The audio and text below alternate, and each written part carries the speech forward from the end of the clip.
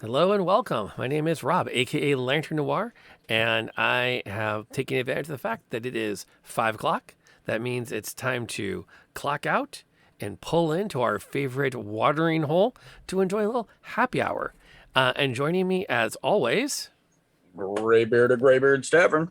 how are you this fine Tuesday, sir? Woo. Yeah. Um, I just washed my hair and I can't do a thing with it. Yeah, no, I got out of the shower and one of the elves was in the bathroom where my brush is, so I brushed it with my hand, and so it's gonna like fall every 30 seconds. It'll be hilarious. So, yeah, good, kind of good.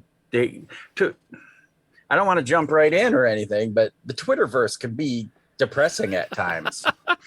So Yeah, that's. I mean, it's hard not. To, I mean, what? Let's slip the crescent trees. Wow, I'm cut off. yeah, Let's exactly. skip the pleasant trees and just jump right to keeping it real. All right. And this topic actually came from a Twitter conversation where the original poster commented that you could easily work more minority characters of people of color, of members of the LGBTQ plus community into your games by just put more in there, and that spurred all kinds of wacky conversations. Some of which I would say, yes, that was interesting and engaging. Some of which I was like, oh, good God. um, and some of it ended amicably, and some of it was like, oh man, no, that's just not right. And it's funny because I literally was just tweeting out before we went live to a friend. Is like, should I get more involved in the TTRPG space because there seems to be a lot of drama there? And I'm like, well, Yeah, surround yourself with good people, yeah, immediately block bad people, and don't look back.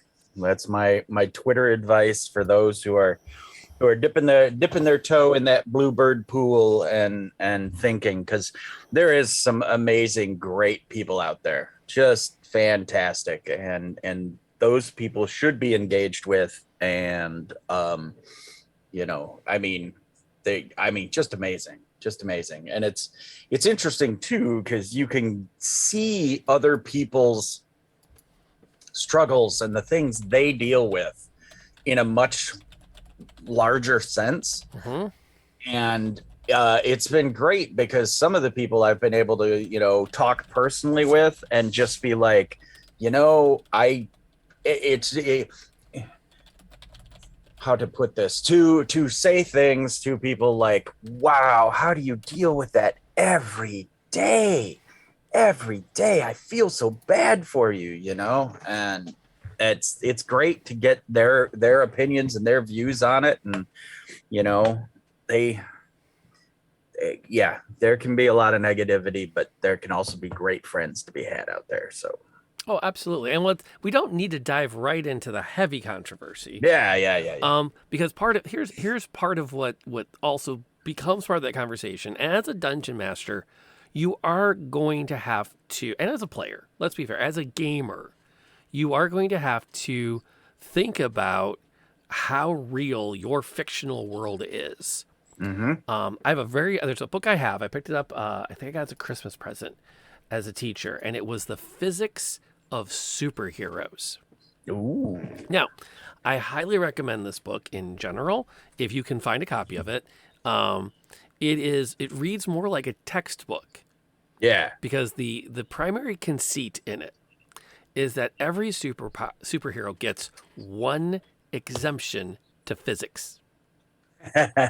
And so then it goes into a conversation about like, okay, what is that conceit? Like, what is the Right. thing that this hero has that sets it apart? Like, where he gets his one exception.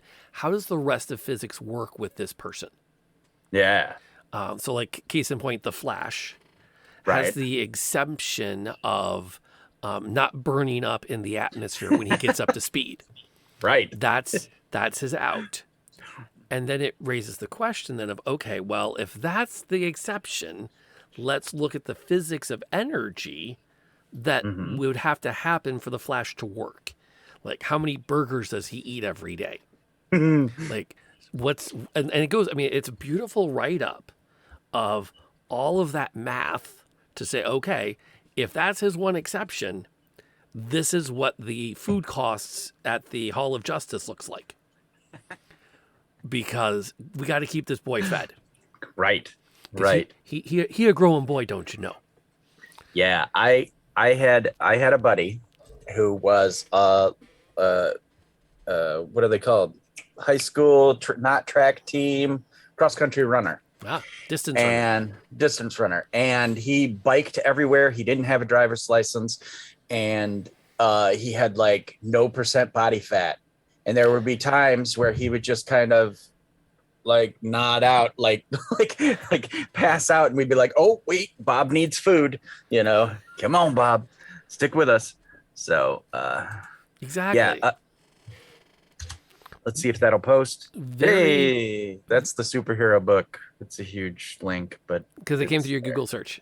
Okay. Well, I But don't know what I'm. that is what I that is. tried. We'll figure I it out. tried. We'll figure it exists. It's a phenomenal book. But this then gets into things like how real do you want to keep your world? Because this is a world where people can manipulate energies and make fireballs. Mm-hmm. And so you start to bump into that. Like, we know that's not real. So how much other stuff is not? Right. And I'll go first with the first topic in my mind of something that bears some discussion: dragons. Mm-hmm. Now, as a physics nerd, dragons can't fly. Mm. That it doesn't work. There's too much mass for those wings to get enough lift to pull that dragon up into the air from a physics point of view. So the question then becomes, how do you get around that? Are your dragons just really frail because they're like a bird? Or do those wings flap so fast that they just generate the force and therefore their wings are like bumblebee wings? Right. Or do you cheat? Graviton fields, and it's repulsor jets. They have little repulsor jets like Iron Man on their hands and feet. No, magic. It's magic. It's got to be magic. I've seen a lot of cartoons, and dragons seem to be able to hover for some reason with their wings out. They're just like, I'm hanging here. I don't see those wings beating unless they're so fast that they're causing a vibration that they move so fast you can't perceive it. Over such a small distance, too, because bear in mind, if they're going so fast over a large distance. Yeah. There was a great bit in the Teenage Mutant Ninja Turtles role-playing game by Palladian Games where they talked about hover flight. Because you could buy your character different abilities with your bio points. Yeah. So as you either used bio points to grow up to human sized, or you got bio points when you shrank to human sized. And hummingbirds could buy hover flight. But then they go on to say, by the way, a hummingbird, which is a size 1 creature, generates a light hum when hovering. Multiply that as needed for a size 10 or human-sized creature hovering. Yeah. And then it's like, oh, okay, so a dragon employing hummingbird flight. We don't need breath weapon. Yeah, the disturbance in the air currents alone would be a shocking, repetitive force that would burst your heart and your chest. So, I mean, yeah, just having ridden in helicopters, one, the noise, two, the force of the air to move that mass is just redonkulous. Yeah, and a typical dragon, I mean, we're not talking like those little like glass dome that you saw them on mash choppers. Right. I mean, those suckers are the Chinooks. Mm-hmm. Them suckers loud. So that's one of those, like, I don't know how much people ever think about when they say, well, my game is realistic, which is good. Hmm. I firmly believe games should be grounded in a certain realism because it communicates an expectation. Right. If you think about it, the players need to know what to expect from the world. Yeah. So the more real your world, the easier it is for your players to go, I get it. This is what'll happen. So I get that, but that's one of those categories where it's like you have to have a certain amount of like, well, but this one's not real. Mm. This one's not gonna follow logic because logic doesn't work. Right. Yeah. If you do the math, that ain't happening. So, What else is like? What's another good one that you come across where it's like, nope, well, nope, that's not gonna follow the real world. so we recently with the old guard, they hate mold earth. They hate that spell. They hate it so much. Why for do they This hate it so much? Well, because that was my guy's cantrip, and I was like, yeah, I start moving gravel and stone and stuff because you can move light rocks and things. You can move gravel and stone, and so I'm like, yeah, I'm moving 5 foot of loose rock every 6 seconds, and they were like, no, that's not a cantrip. That's got to be at least a first level spell.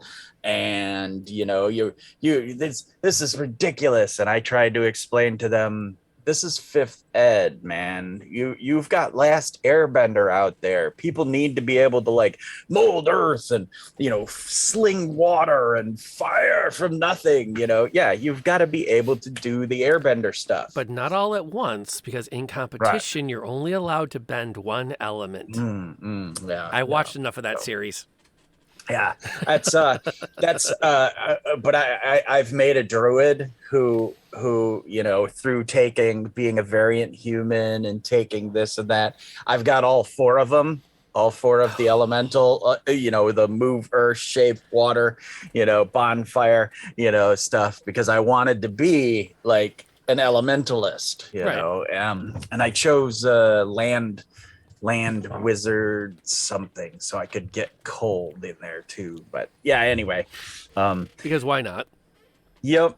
I mean, it's one of those things where you've got to, you can set expectations, because I this is one I've done in the past too. Set expectations and then break them for story, because I will never forget when old Unky Kev uh, goes, wait a minute, how does that work? And I'm like, I don't know. Pretty interesting, is it? Seems to break physics. And that was one of those things where he's like, aha, and that was a instance where it was very, yes, I've broken the laws of physics. How did I break the laws of physics? And that is a big clue that something is awry, So, Yep. Which yeah. tangentially leads often into one of the things I do a lot with, which is the spells in the player's handbook. And this is just more of a general DM thing than a real thing. The spells in the player handbooks are the ways player characters have figured out how to use magic. Mm. No such limits apply to DMs. Right. I don't think message.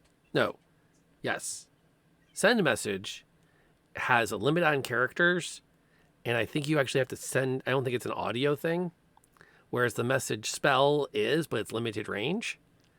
Yeah, they're sending and message. Yeah. Right, and Yeah, I yeah. gave my NPC an unlimited range message spell because he needed it for Yeah. plot, and I'm like, I know my players enough that they're like, yeah, we're cool with that. NPCs have spells, we don't. And I didn't worry about someone going, I don't think that spell actually does that. DM screwed up. Yeah. Yeah, DM screws up a lot. Dude, and every module from the dawn of D&D has had, oh, there's the great honey hive and its honey is healing, or this fountain is a magic fountain that has healing waters to it.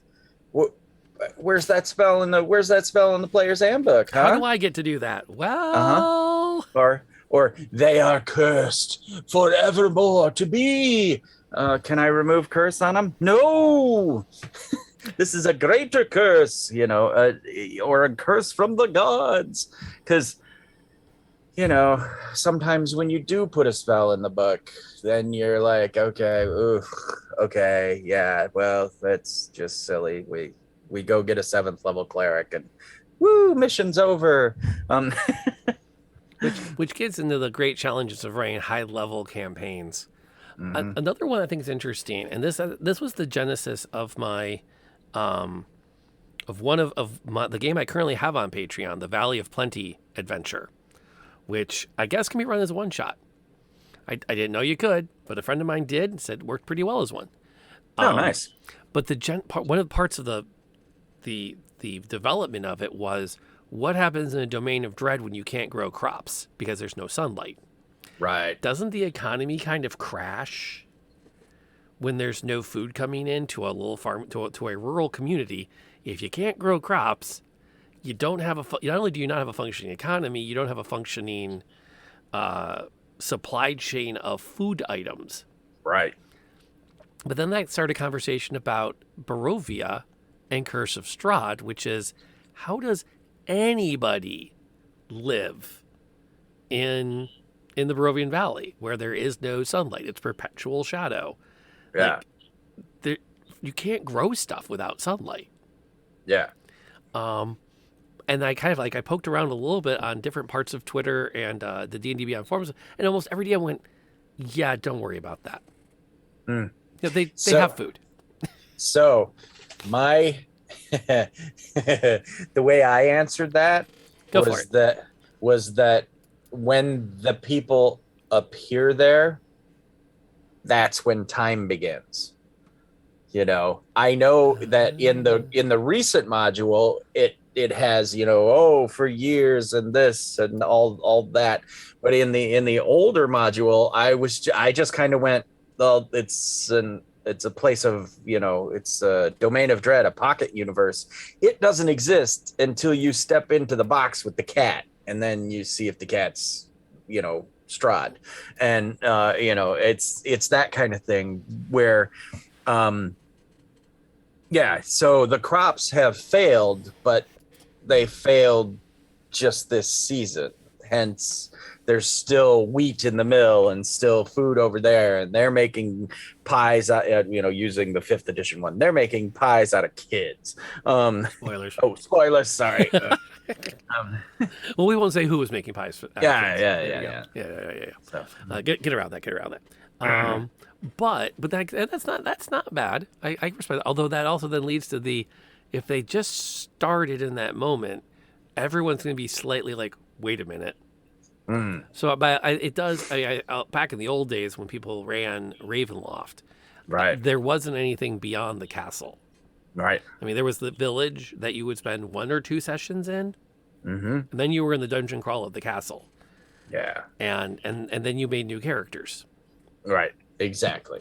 Whereas nowadays, that Curse of Strahd as a campaign is it is a meaty and mighty campaign. Yeah. I think my last run of it was 11 sessions, and I cut stuff. Right. I completely cut out the temple thingy and the other village with the abbey in it. I'm like, nope, those don't exist. Yeah. You can't go And there. those are great cuts. If you're gonna snip it down to try to, minimize it, that's where I would do the same. Yeah. But it gets into that realism question, though, of like, I also bumped into it when I was working on the 3rd adventure in the series, which is a functioning port economy. Like, where are the goods going in? Where are the goods going out? How do the rich make money how do the rich stay rich Right. in this economy? Like, how are they collecting taxes? Where does the tax money go? Who pays the guards? Because guards got to get paid from somebody, and they don't have money to pay guards unless they're making money. So how does anybody make money in this relatively closed economy? And it was like, I was starting to like, okay, so mercantilism starts to kick in here, and are there subsidies? And I'm like, man, this is a lot of work. maybe no one knows or no one realizes that they just go to the cupboard and that there's still food there. Mm. It's that sort of thing where that's just because it's a pocket dimension of dread. Oh, You're true. you're living a nightmare, so there's just enough porridge left. Billy, take our last 2 coins to the miller and buy some oatmeal. And they go, and the miller has just enough Yep. porridge to sell them for the 2 coins that they have. And it's all some crazy, like I said, pocket dimension limbo thing. There was a movie where they were in limbo, but you didn't know that until like the end of the movie. And but everything was gray when they were there. And then someone would make a pizza and they'd slice the pizza and then they'd take 2 slices of the pizza out and huck it in a garbage and then close the box and hand the box to someone. And like the whole movie you're like, what is happening? Why won't his car start ever until like the 8th try and all this? And then all of a sudden, like I said, at the end of the movie you realize, oh, they're in limbo. Everything's just a little crappier than real life. It's not So yeah. hell, Yeah. but it's not great, which I will also now take a moment to plug. If you have never seen it, I won't say enjoy, but seen. Yeah.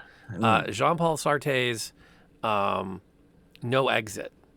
Mm. It is a Mm-hmm. brilliant play about hell and just phenomenally written. Jean-Paul Sartre, I think is actually how you pronounce it.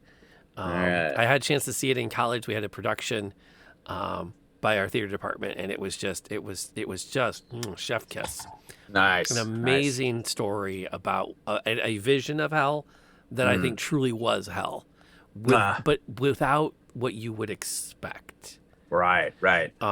It was definitely that same psychological kind of Yeah. thing, and I guess that makes some sense when you talk about the realism, the idea that pocket dimensions get their own rules, so you can break more Mhm. rules of physics with it. Right. Fall speeds, we keep those real world, right? I again, so I've gotten to the point where I am seriously loosey goosey with all sorts of stuff. In my current homebrew world, they've never gotten to it yet because we don't play the home game anymore. But the dwarves, the I don't know if Gear's out here, but we haven't played in 2 years, so it's not going to matter much. Maybe he'll forget. The dwarves have mined too deep, and they found float stone that actually is porous and lighter than air, and will like can lift like 3 times its own mass and stuff. The dwarves were working on, and this then I found out. I won't say it because it's a spoiler for a module. But the dwarves were working on a clockwork kaiju dwarf. Like so, the players were going to come to this ancient dwarven forge. In the very first adventure, they got 3,000 like iron coins, these dwarven coins in the very first adventure. And when they got to like 10th level, they were going to find the iron fortress, use these coins to get into the iron fortress, and they were going to find this brass door. And then when they opened the brass door, it would be like, I would describe it like a steamship door. And they would enter the foot, and the whole tower they would in was actually a kaiju dwarf, like a uh, Johnny Sacco and the Giant Robot, or yeah, a Shogun Warrior or something. But the dwarves made a clockwork one to fight dragons, or the ancient evils of the world. So Okay. so you can break physics, you can do it's I you want to fly on a pegacorn, sure. Why wouldn't we have a pegacorn that can fly around with you on its back? Again, physics, magic, there's magic in this world. You could do anything. Now, the old guard that I play with, oh, oh, Dragonborn, Tabaxi, what kind of garbage is this? This is, oh, why are they? I hate them. I don't want them in our campaign. They're Tolkienists. They want, that's their level of fantasy they're comfortable with, is Tolkien. Yes, there's dwarves and elves and, la la la. And that's where their comfort zone is. And he said, I've just left that so far behind that, why can't we have gunpowder? Blam, blam, blam, Well, and that's and another one of so those real questions is mhm, gunpowder is completely makeable with mhm, things you find lying around in medieval Europe.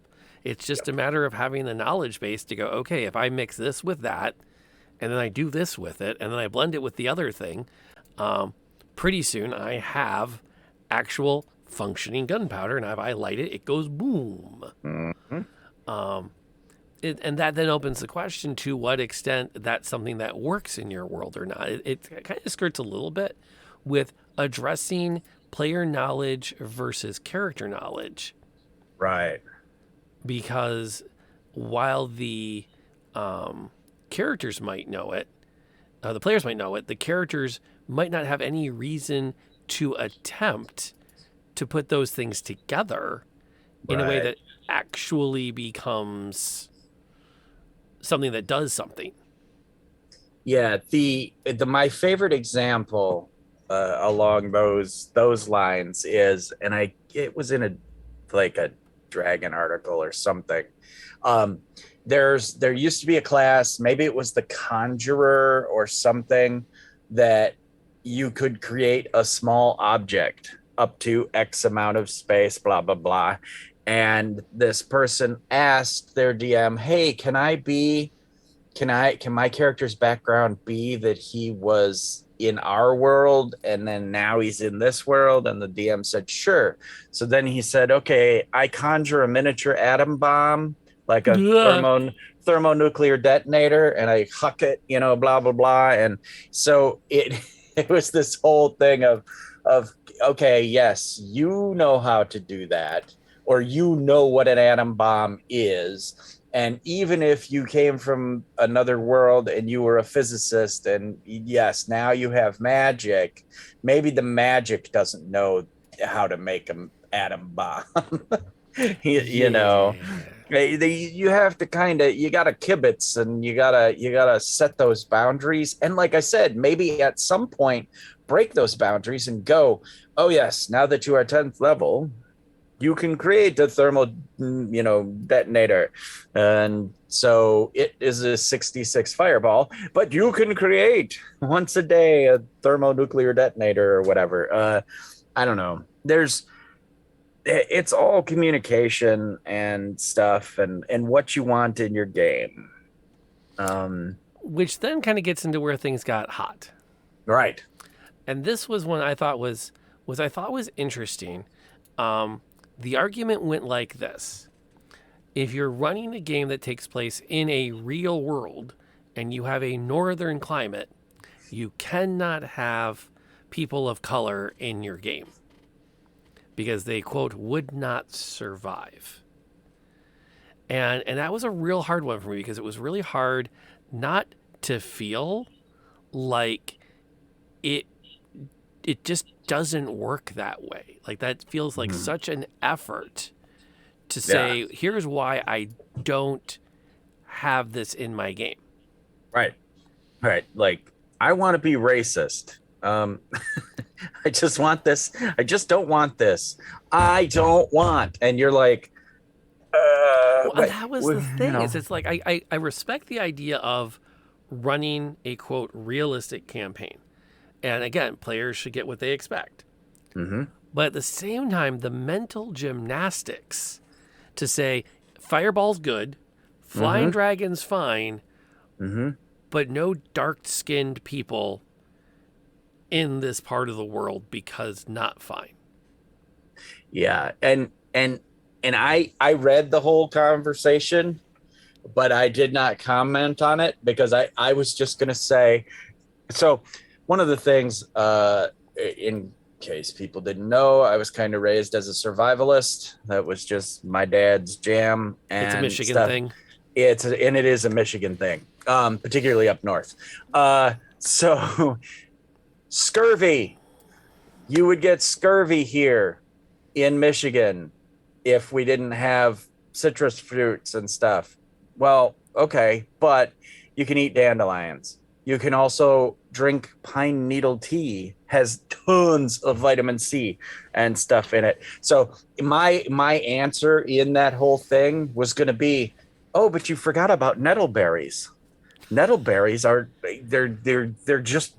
they're all vitamin D. Mm-hmm. You didn't know about, there's nettleberry pie and nettleberry tea and nettleberry. I just was like, I was just so blown away because like you just said, the mental gymnastics to go through all that to and be like it, it was, I don't know, I was like, just say you're racist and you don't want that, and that's fine. Just please, this whole vitamin D deficiency blurg blurg blog. And I'm like, well, yeah, and maybe the Northern Queen, who does have dark skin, came from the equator and now lives here. And yes, maybe she is going to suffer all this stuff, or maybe she's holding on, but she has to have these potions or whatever. Yeah, she's a queen. She can do whatever she wants. She's like, hey, 8th level cleric, get in here, sunlight spell. Chop.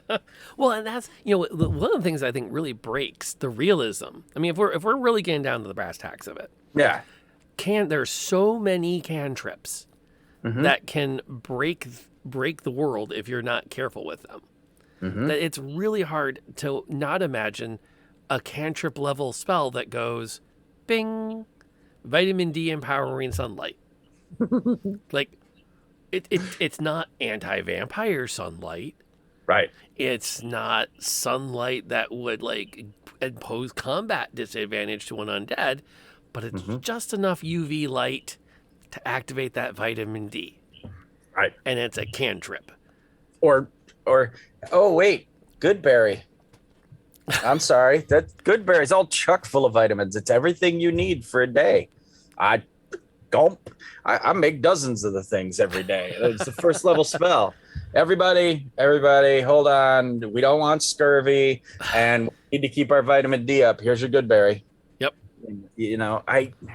And like I said, it was such a mind-boggling, like you see, yeah. It was parkour. It was word parkour on the level of Assassin's Creed, like. It was a DC 20 acrobatics. Yeah, definitely. But it gets in a little bit into a very another common thing that we hear at the table, which is but it's what my character would do. I'm not trying to be toxic. I'm just trying to keep it real. Mm-hmm. And I feel like there's such a disconnect in that phrase because on the one hand, yes, you have to keep it real. You have to give your players a consistent world that they know what's going on, they know what to expect, they have a sense of like the universe so they can make some decisions without having to constantly say, if I do X, what will happen? If I do Y, what will happen? That makes sense. But you don't have to use it to justify toxic behavior. Right. You, as the dungeon master, you are the beginning and the end of the definition of this universe. Unless you are absolutely 100% running a rules as written game, which is tough because that means there's no liberties anywhere. Like there's no random people. There's no guards who do this or guys because it's not on the rules. We're only running the published adventures exactly as written. But let me say this: if there is no artwork of the Northern Queen, How do we who's to say what tone she has? Maybe she's a glowing olive, an olive skin tone. Maybe she's a dark mahogany skin. Maybe she's pale as snow. It doesn't say. If there's no artwork, bam, you're off the hook. Well, and that's the thing too is if we're keeping it real, there's so many references to people from Africa who were in Europe as merchants who settled down and they stayed, as people who came sometimes not necessarily of their own choice, but ended up having their own choice to stay. And there's just there is a history there. It's not huge, but there's room for it to be present. And while we're going to sliding off of the keeping it real for a second, it slides into the idea that representation matters. Right. Where having room for everyone that comes to your table to look at the world that you've created as a dungeon master and gone, I can see myself in there. Cool. Yep. And that's a weird thing, because one of the people that I was interacting with on a not so negative level, we were discussing the LGBTQ community and their appearance in the game world. Yeah. And the issue that was brought up was the idea that you don't need to ask every merchant's sexual preference. Therefore, it doesn't need to be part of your planning as a DM. Like, unless they're going to try to get a flirt discount, who cares who the blacksmith is into? Yeah. And it was one of those where it's like, I can kind of understand that to a point. But then on the other hand, it's like, well, but you don't know about your players. So how does it hurt? Right. To slip in a couple of queer characters that are like, yeah, that's who they are. And unless your table actively revolts against it, there they are. That's it. That's all there is to it. Yeah. Yeah. And it's just so, and back in the 80s, I tried to put LGBTQ characters in my adventures. And it was interesting because there were some tables that I ran back then that were like, oh, that's awesome. Like really, really appreciated that. And there were some tables who were like, what the bleep is happening here? Who am I playing with? This is just makes me uncomfortable. And I'm like, great. Don't come back next week. I'm going to tell the story I want to tell. And these people exist in my world. And okay. Well, and statistically they should. I mean, if we're keeping it real, we're keeping it real, this is something that we have known for most of my teaching career. So over 20 years. Yeah. That this is part of nature. This happens. And it's one of those where leaving it out of your game is actually less real than including it. Yep. And we've known it's happened. And I don't. So I've been in some.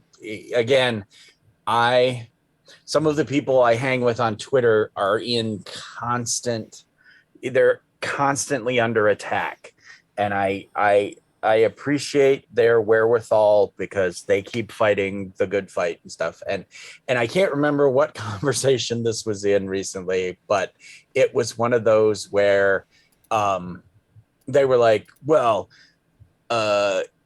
in medieval times, that was being LGBTQ or whatever, that was against the law and blah, blah, blah, and this and that. And I'm like, okay, if that's something you're portraying and in your session 0 you communicated that with people and they still wanted to play in your game, cool. I mean, that's or if say someone from that community was like, oh, I'll play that because now we're gonna play it, and it's gonna be a central theme. Yeah, I'm signing up for that experience, and I am gonna seek that love no matter what. And so I get, communication, expectation, to session 0. Which again loops back to that idea of communicating what you mean by keeping it real. Yep. Because, and again, sometimes looking more and more at the historical record. So we're back to the idea of I'm running a realistic game based in medieval Europe, but with magic. Mm-hmm. And it's absolutely true that as people who did identify as gay did identify as transgender, bumped into, I mean, horrible persecution and death, like just flat out death. It happened. Oh, that he's doing the wrong thing, kill them both, we'll get another kid. Yeah.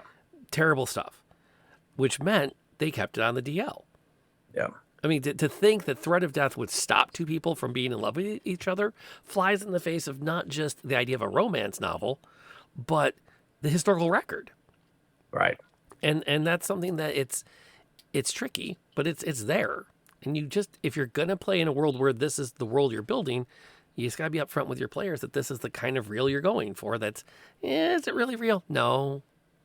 Yeah. No, this is my version of real, and my version of real does not include people that are not like us at the table.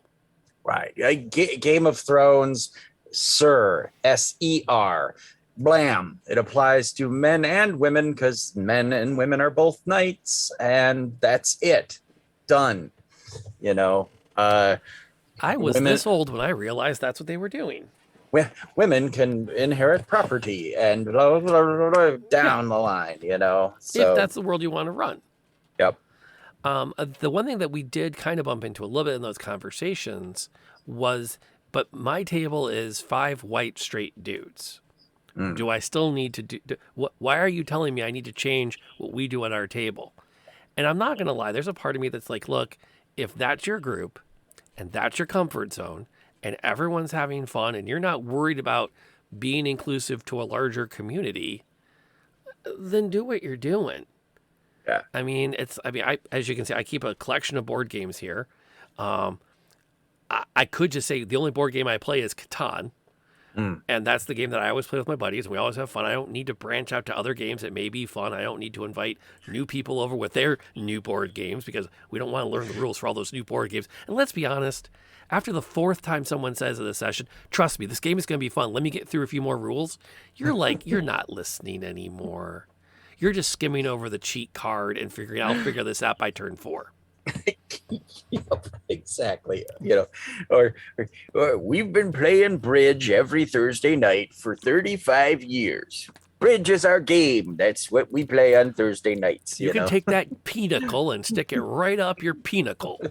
Yep. Rummy, that's for losers and drunks. I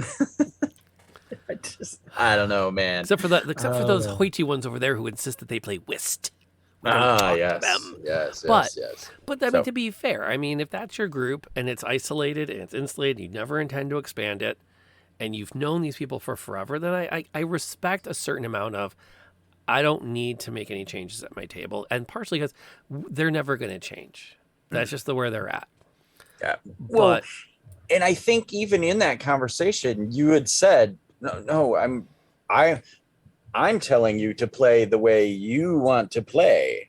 I'm just saying that, you know, at no point did you say you have to have LGBTQ plus IA plus, you know, representation in your game. It's just ridiculous. Never once did you say that in all that conversation. You just said, you can play it your way and blah, blah, blah. And then they kept coming back at you like you were wrong. And I'm like, no, that's an opinion. There is no wrong to that. You can play it your way and they can play it their way. That's fine. As long as everybody is comfortable, keep on rolling dice, man. Yeah. So. Now, that said, as someone who himself is not a member of that community, but I'm very fortunate that I'm friends with many people who are, and I make a point of listening when they talk, and using what platforms I have to talk to other guys like me. There's a lot of value in being proactive about this, about saying, hey, I'm gonna add these to my game, because A, it's more real. B, it adds a little bit, I mean, the most superficial level, it adds some question marks. Right. Like, if you don't know which barmaids are going to be into you or not, because they might not be into dudes, right? There's a little bit of a question mark of if you're going to be able to just charm your way out of a bill. But there's also a very strong possibility that if you're playing in a group that you haven't known for very long, you don't know inside and out, you weren't at each other's weddings, that they might be a closeted member of that community and they will appreciate the fact that your world has someone like them in it. That your world is as diverse as our world is. And that says a lot about you as a DM. That Yeah. you don't know everyone's experiences, but you should. You should want everyone at your table to find some comfort in it. Yeah, and two, if you do know, putting it there can be putting it there respectfully Respectfully. can be a big bonus. I had a buddy who I knew was Ace, and I put an Ace character in who was very androgynous There we go. and Ace. And afterwards they were like, "Did you put that character in there just for me?" And I said, "Well, yeah, I wanted representation." And they were like, "That was pretty cool," you know. And I was like, "Nice," you know. So you know, don't be afraid of it. I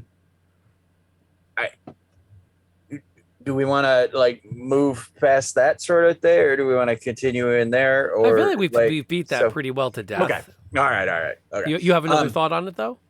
No, I wanted to make sure we had enough time to get to other realisms and other Yes, absolutely. things that.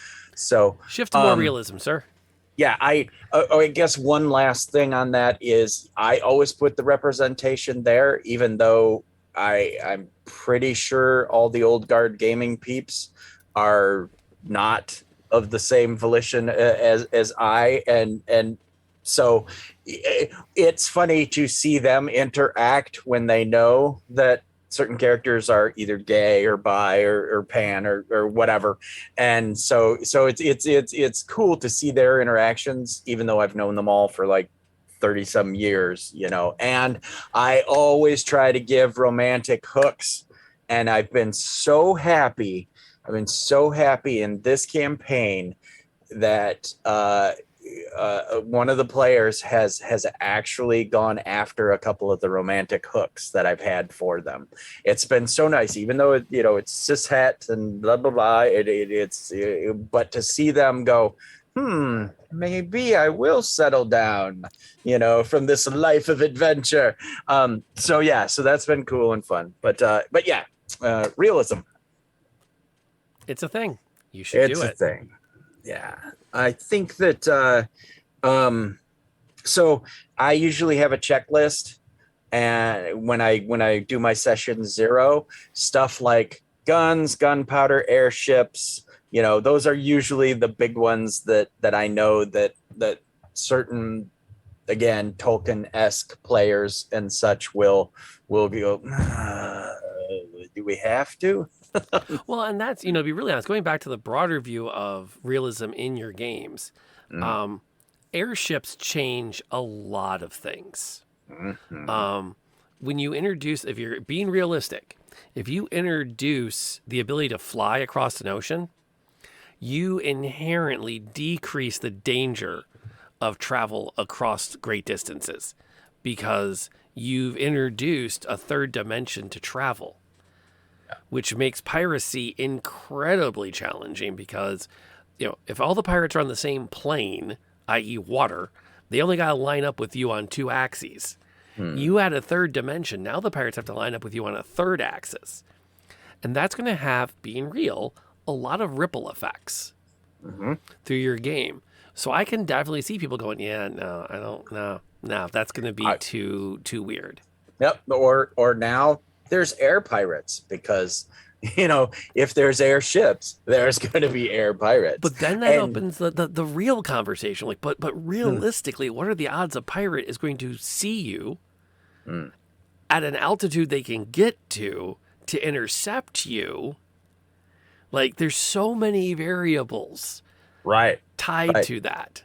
Well, again, though, too, if you're stuck with, if you're still stuck with winds and things, then, I've got a headwind. There's no way, tacking are going to get past it. Or, yes, of course, it's going to be hard for us to catch you, except we have these vulture riders. We have these kobolds who ride these two giant vultures that just come by and drop burning oil or pokey things into your balloon that then make you start to fall out of the air. And then it again, there's a counter to everything. It's the Eric Kokra argument. People, some Ugh. DMs are like, oh, bird people, No.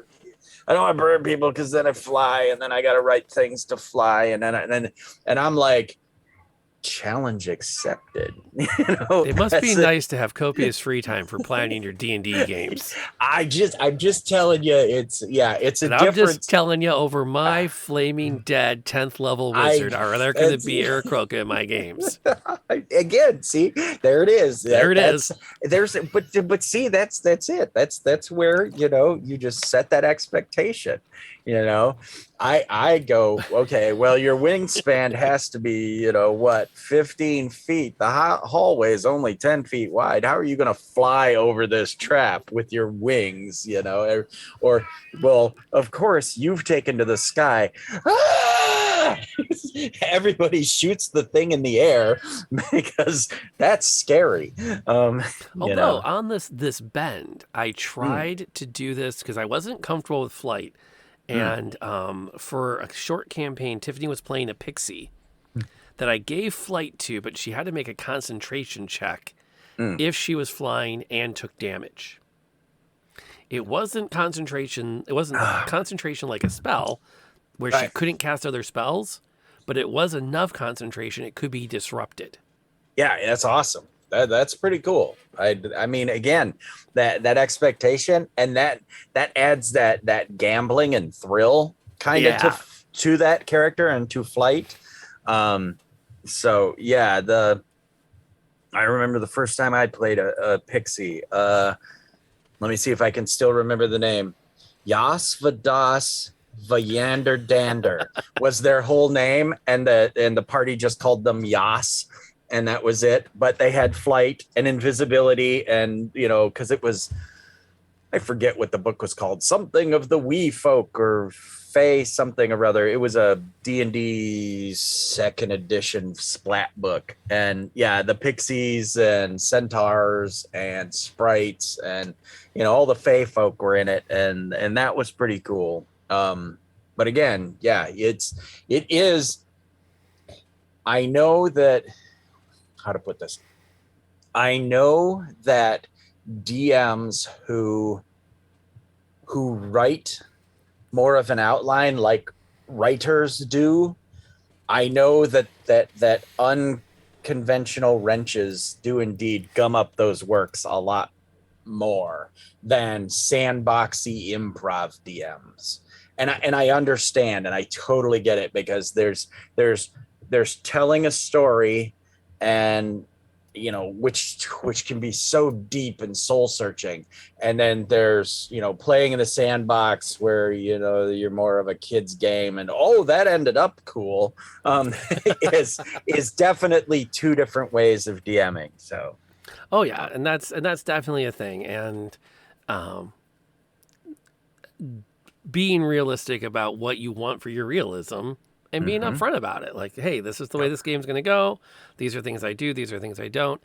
I think kind of rounding the topic out, there's always going to have to be exceptions to reality prime physics, Mm-hmm. because otherwise the stuff that makes D&D fun don't work. Right. Like, as much as I would like to think that the reason we don't have magic in reality prime, our reality, is that people haven't figured it out yet, I also do not underestimate man's ability to want to murder other men, to not believe that if it was possible for us to have figured out magic before now, that we would have. Right. There has to be something different about reality where magic actually works. Yeah. So for instance, like you said, gunpowder is X, Y, and Z mixed and done X, boom, you get boom. I always think whenever anybody says fireball's not real, I always think, check out a YouTube video about air burst ammunition. It's literally chemicals that go into the air and turn the air into fire. Well, You know? that bumps into the other issue that maybe we'll have to talk about another time because we're getting close to our wind up moment. Right, right, We right. have magic science. Yeah, exactly. Is what to do when your players are MacGyvers, not Mm, the characters. right, When right. the players are, they're like, wait a minute, we're in a salt mine. We can use the salt by blending it with the, and then they start going, and you're like, wait, what, huh? And they're like, look, can I make a knowledge roll to make sure my character knows this? And then you're like, yes. Are you a wizard and or an artificer with the alchemist subclass? Or do you have, this skill? Yeah, Are you trained in this skill? Then no, you cannot in any way, shape, or form yeah, make that roll. but even an alchemist is not a specialist in modern physics. Right, They're a right, right, specialist in magical physics of right. magical chemistry. So Yeah. it gets weird. I think my thought on this before we move into like our upcoming stuff that we're excited about Mm. is to it's one thing to say you believe in realism, but that means you embrace all realism. And Yeah. that means that if you can embrace some diversity at the table. Bring in some NPCs that aren't just like you. Don't be terrified that someone will say you're doing it wrong as long as you're doing your best at being respectful. I think from what I've learned from listening to people of the communities, they would rather say it was a good effort, here are some notes to do better, than for you never have to acknowledge it. Right, right. Yep. Very fair. Very cool. So what's coming up this week? What are you excited about? What's going on? What are the fun stories from last week?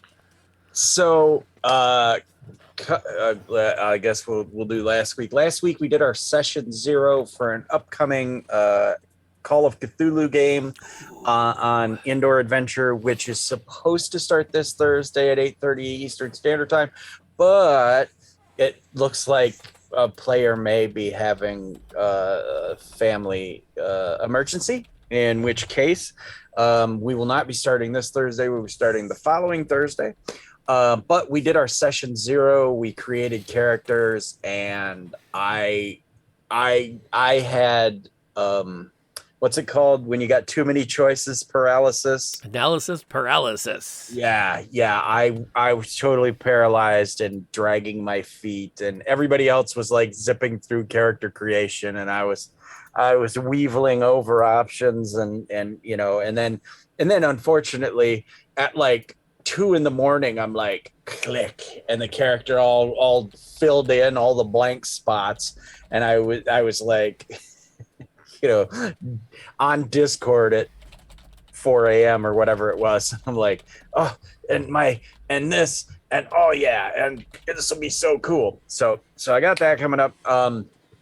I've been working on the summer campaign for the Old Guard Gaming. We didn't get to meet this past weekend, the Old Guard guys, actually for the last 2 weeks, because I got called into work. And the week before, we didn't play because one of the players was cheating on us and out playing board games with another group. No, they told us they were going to anyway. So we took the night off, and that was kind of nice sometimes too. But and then Sunday, come on by Graybeard Tavern here on Twitch, and we will play some Wilder Myth, and I've got all these fun toys to play with when we play that. And we've been having a good time. We're back. We were able to come back to our 90-hour game. We were 90 hours in, and I had a terrible crash, and that was horrible. So now we're back on the storyline, and we're gonna finish it out. So that's amazing. That is impressive, and it's I will at some point I will take a serious stab at Wildermyth. For me, Solasta just dropped a DLC. I saw that, which is a whole new campaign from level 1 to 12, and it's not terrible. Mm. So far, it doesn't grab me as well as the original Crown of the Magister campaign did. I'm not thinking, Yeah. oh, this is really neat lore and really neat story, and I love the arc we're on. I could run this. Mm. This Mm. one's more of a, this is a very serviceable D&D module. Ah. Which again, it's a very serviceable D&D module. It's not inspiring me to go, sometime I got to sit down and run this, as much as it's like, fun. But it's been so much fun to get into a new game on that. I randomly created the party. Yes. Sorry. So I'm it's being you're good. called. So it's a druid, it's a fighter, a paladin, a druid, and a wizard. Oh, And nice. and the paladin and the druid haven't really figured out who's on healing detail yet. Right. Right. Right. Right. We branded some giant ravens, Yeah. which, oh my gosh, pack tactics. Mm. That thing is freaking OP. What? Oh, stop. Well, it's the advantage on attacks. It was like these Mm-hmm. things couldn't miss us, Right. Right. and I couldn't leverage enough counter damage to keep my party alive. I think I spent like an hour on that combat trying to get through it. Do you think, real quick, on Yeah. the Celeste, do you think they put all their good writing into the first one, and then hence this was why the second one is serviceable, or do you think it was just sort of like we need to make this happen? I'm not far enough yet to see if it doesn't change. So I'm going to reserve judgment. But if I had to guess, I would say that they had a good outline for the first campaign a year ahead of release because that was their Kickstarter. Right. And they were just not prepared for it to actually go so well. And for the Yeah. opportunity to start kicking out DLC modules to be a thing. And so it might have a little bit of that effect. But that said, I'm not going to issue like a review of the quality yet because I am still relatively early on it with it. But that's been fun. On my D&D front, while we've been meeting, I have discovered that I am not playing Candlekeep this weekend because once again, we have one of the 4 players has a conflict. Oh, and there's a little part of me that goes, whew, because I love my groups, I love my players, but as the forever DM, I don't mind my time off. Like when I get a note of like, oh, we're not playing Convergence this week, it breaks my heart a little bit, and then I go, oh, I have time to go prep for other stuff now. Right. But we had a heel turn in the Convergence last week. So the major NPC that was first referred to as the big bad evil guy, and I kept having to tell people he's not the BBEG. He's just a major NPC. Yeah. As we got closer to the way the story was unfolding, I talked to the gentleman who backed the Kickstarter and got to write the character. So what do you think about Ted becoming the BBEG? Like how do you feel about a heel turn? He's like, oh, I like the heel turn. I'm like, well, what if we heel turn this week? Oh, I like that. Yeah. I'm like, all right, we're gonna do that. And it was like an emotionally draining episode. It was fun, but it was in that category of I hate you and I love you from the players at the end of it, which was a hoot. The bitter victory is rolling along. They're about to dive into a little bit of a dungeon crawl. That's my Saturday morning. Hey, why don't you run a game on your Saturdays group? And then we had a week off from Ravenloft because of Easter. Oh, But they are now into the Barovian Valley. They're going to be meeting. They haven't met Strahd yet, but they will soon. I like to introduce my Strahd at the Burgomaster's funeral. That's usually when I like my Strahd to make his first appearance to kind of establish his role in the world. And I really do think he would be there. Yeah. And again, being a dreadlord, that just makes sense. That anyway. Well, I mean, he's there for Irina. Right. He needs to bring her around, and you don't do that by like skipping out on her dad's funeral. That's just poor manners. I mean, my condolences, lady. You know. Oh yeah. You work the room. He's not an idiot about it. But that group's coming along. It's a really neat vibe. But I'm already a little bit on the. There's no dedicated healer in this group, and it doesn't work really. Oh well, that one. They're gonna die a lot. And we did agree that we do have healing potions in the game. It's called whiskey.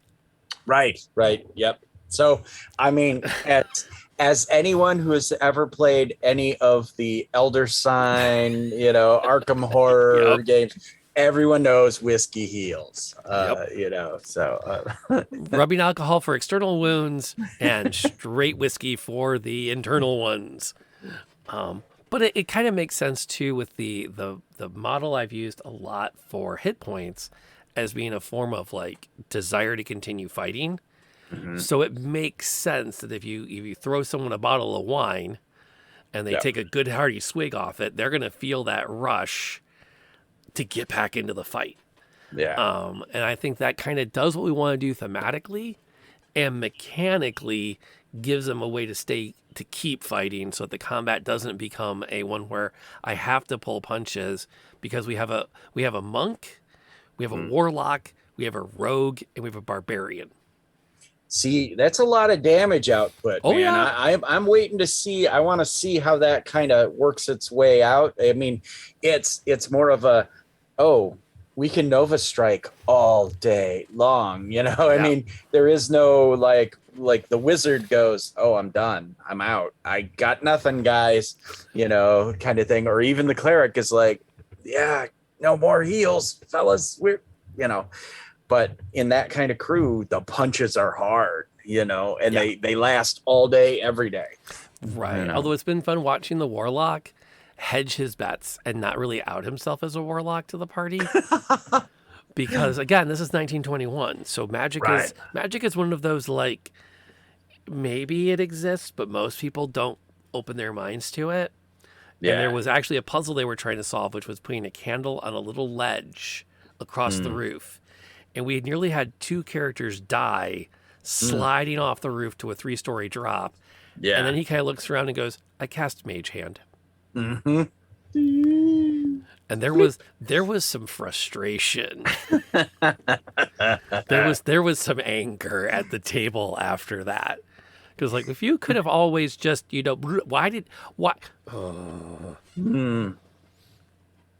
but that's my Sunday night game. And then I actually a week from today, so Mhm. next Tuesday, I'm trying again to make things work on startplaying.games. I have a learn to play D&D session posted. Nice. So I'm going to try to get some adverts out there to let people know that it's a thing. And the whole goal of the session is going to be what is Dungeons and Dragons from the ground up. Yeah. So we're actually going to start role playing just straight up. We're not going to have character sheets.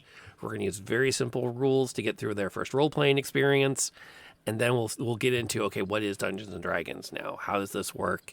Let's talk about now. Let's all log into D&D Beyond together, Right. and let's make a character, and let's talk Nice. about what that means. And I'm kind of excited to do it. It'll be my first time doing a learn to play session, Yeah. so that's also on my list of things coming up.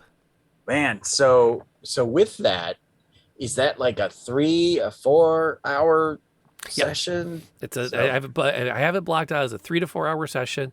I'm asking $10 as a registration fee. Yeah. There's an early bird for half off for the first 2 people. But Right. yeah, I'm thinking 3 to 4 hours will get us through enough that if you were then after that to sign up to play a game, you feel like you've at least got enough of a foundation that you're like, okay, Yeah. I don't really get D&D yet, but I Right. think I'm not going to embarrass myself while we do this.